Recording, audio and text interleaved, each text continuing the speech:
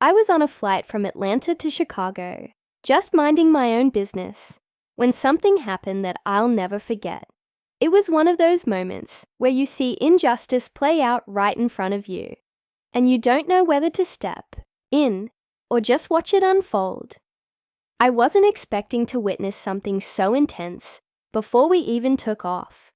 But life has a way of showing you things when you least expect it. The plane was nearly full, and passengers were still getting settled in their seats. People were placing their luggage in the overhead bins, chatting, scrolling through their phones. Just the usual pre-flight routine. A black man, well dressed in a navy blue suit, walked down the aisle looking for his row. He had this calm, confident presence, the kind that made you think he was someone important, but he didn't act like he was better than anyone else. He just seemed like a regular guy, getting ready for a flight. When he reached his seat, which was next to a middle-aged white man, something shifted in the air. You could feel it. It was subtle at first, but noticeable. The white man stiffened, his face twisting into something unpleasant. At first, I thought maybe he had an issue with personal space, or something trivial like that. Some people don't like sitting next to strangers, and that's understandable. But then, I heard him say it. "This must be a mistake," he muttered, loud enough for people nearby to hear. "I'm not sitting next to him." The black man glanced at him, but didn't say anything. He just placed his carry-on in the overhead bin and started to sit down, his movements smooth and unbothered. The white man's voice got louder. "Excuse me, stewardess." He waved frantically at a flight attendant. "I need a different seat, now." The flight attendant, a young woman with tired eyes, walked over. "Sir, what seems to be the problem?" "I'm not sitting next to him," the white man said again, his face red now. "I don't feel safe." My stomach twisted. The way he said it sent a wave of disgust through me. I could feel other passengers shifting in their seats, some looking away, others watching intently. The black man still said nothing. He just sat there, his hands resting on his lap, his expression unreadable. The flight attendant hesitated. "Sir, we can't move passengers based on personal preference," the white man scoffed. "So you expect me to sit next to—" He cut himself off, but we all knew what he was about to say. The word hung in the air, unspoken but heavy. That's when the black man finally spoke. He let out a slow breath and reached into the inside pocket of his suit jacket. For a second, I think even the flight attendant tensed up, probably afraid of what he might pull out. But what he did next sent a shockwave through the entire section of the plane. He pulled out a leather badge holder and flipped it open, revealing a golden FBI badge. The white man's face went pale. His mouth fell open, but no words came out. His entire demeanor changed in an instant. The black man gave him a steady look and said, in the calmest voice I'd ever heard, "Am I still a safety concern to you?" Silence. Absolute silence. The kind where you can hear your own heartbeat. You could feel the weight of the moment, pressing down on everyone in that section of the plane. The flight attendant cleared her throat. "Sir, do you still want to change your seat?" she asked the white man, her tone completely different now. The white man shook his head quickly. No, I'm fine.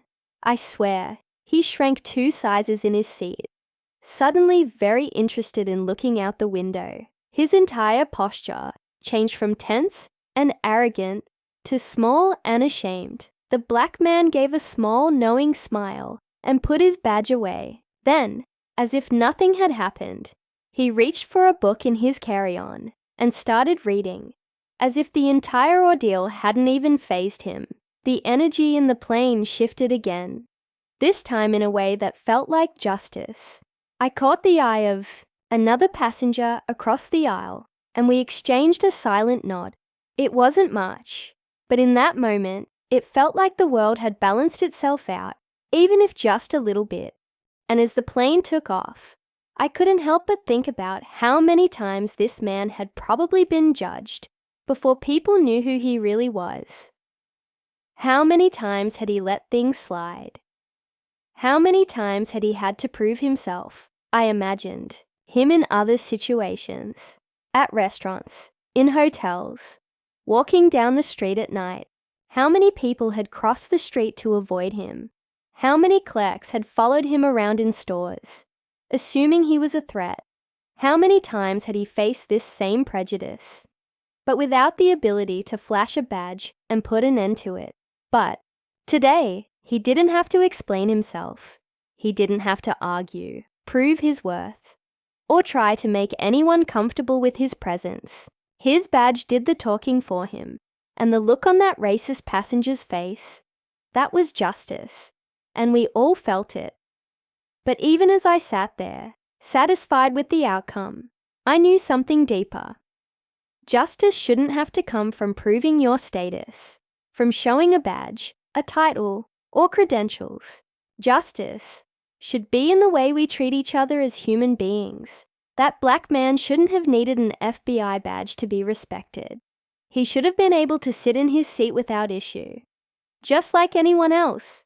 But that's not the world we live in, not yet. As we flew towards Chicago, I found myself wondering, how many other moments like this happen every day? How many times do people get away with this kind of casual racism just because there's no badge to stop them? And how long will it take before justice doesn't need a badge at all? I didn't have the answers, but I knew one thing for sure. Something had to change, and maybe, just maybe, one day it will. Thank you so much for watching and being a part of this journey. Every story we share here is meant to inspire, educate, and spark real conversations about the struggles and triumphs of our people. If this video resonated with you, if it made you think, or if you learned something new, do me a favor, hit that like button. It really helps get this message out to more people. I also want to hear from you. Drop a comment below and share your thoughts, whether it's your perspective, an experience, or just some words of encouragement. This channel is not just about telling stories. It's about building a community where our voices are heard. And if you haven't already, make sure to subscribe and turn on notifications. I put my heart into creating these videos, and I don't want you to miss what's coming next. There's so much more to uncover, so much more truth to tell, and I want you right here with me for the journey. Most importantly, if you believe this message needs to be heard, don't keep it to yourself. Share this video with someone who needs to see it, whether it's a friend, a family member, or your whole social media feed. Let's spread awareness, educate, and uplift each other. Thank you for your time, your support, and your energy. Together, we're going beyond the struggle. I'll see you in the next one.